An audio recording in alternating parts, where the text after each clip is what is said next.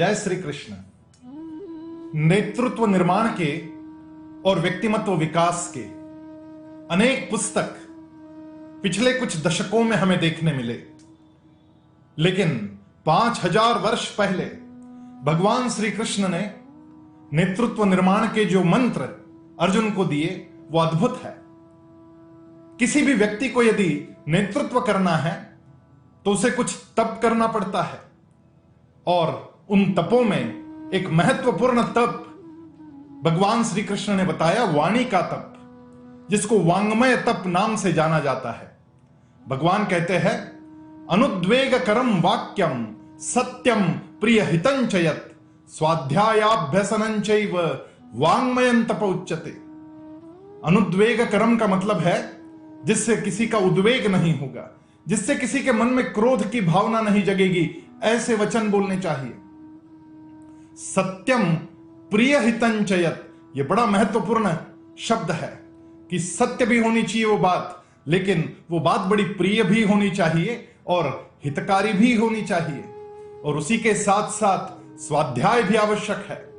ऐसा जो काम करेगा वो अपने आप वांग्मय का तप करेगा और आगे बढ़ेगा। एक बड़ी प्यारी कहानी मैंने पढ़ी थी। एक बड़े साहूकार थे और वह साहूकार अक्सर अपना भविष्य जानने के लिए किसी ज्योतिषी को बुलाया करते थे। उन्हें पता चला कि एक बड़े विद्वान ज्योतिषी उनके गांव में आए हैं। उन्होंने उस विद्वान ज्योतिषी को अपने घर बुलाया, अपना हाथ दिखाया। जैसे ही रेखाएं देखी गई, उस भविष्यवेत्ता के चेहरे पर चिंता की लकीरें छा गई। साहूकार ने पूछा, बात क्या है? क्या मेरा भविष्य कुछ गड़बड़ है? तो उस भविष्यकार ने, उस ज्योतिषी ने कहा कि आपके जीवन में बड़ी दर्दनाक घटनाएं घटने वाली है। आपके जीते जी आपका पूरा परिवार मर जाएगा और यह सारा दुख आपको सहना पड़ेगा। यह भविष्यवाणी सुनकर वो साहूकार बड़े क्रोधित हुए और उन्होंने उस ज्योतिषी को घर से निकाल दिया। कुछ दिनों पश्चात एक दूसरा ज्योतिषी वहां पहुंचा, और जब दूसरे ज्योतिषी ने साहूकार का हाथ देखा तो उसके चेहरे पर प्रसन्नता छा गई। साहूकार ने पूछा, क्या बात है, आप बड़े प्रसन्न नजर आ रहे हो?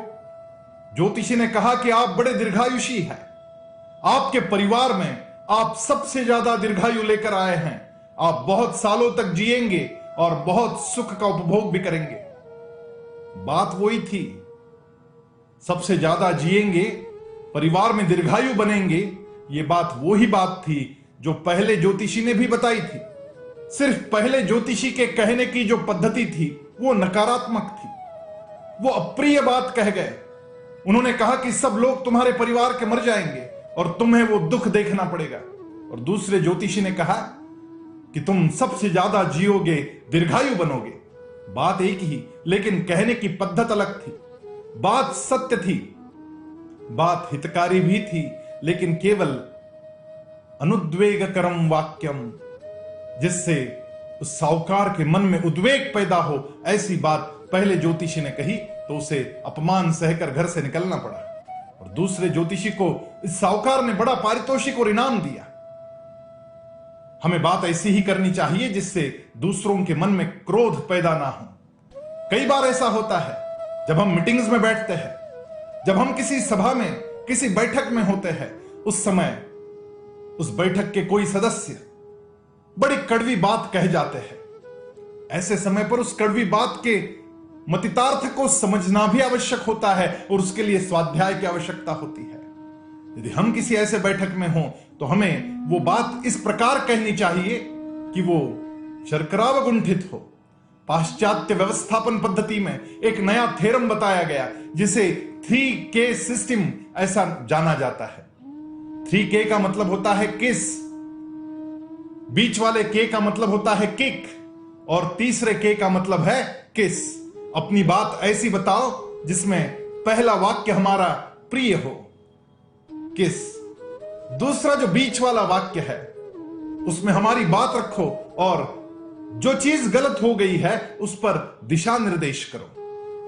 क्या गलत हुआ है ये बताओ, कौन गलत हुआ है ये कभी मत बताना। और फिर अपनी बात रखने के पश्चात तीसरी बात, किस यानी फिर एक बार अच्छे से, प्यार से, कुछ स्तुति पर बात कह के काम कैसे अच्छा चल रहा है यह भी बताओ। और फिर मेरी सूचना, केवल काम और अच्छा चले इसलिए है, यह कहने को भी ना भूलना।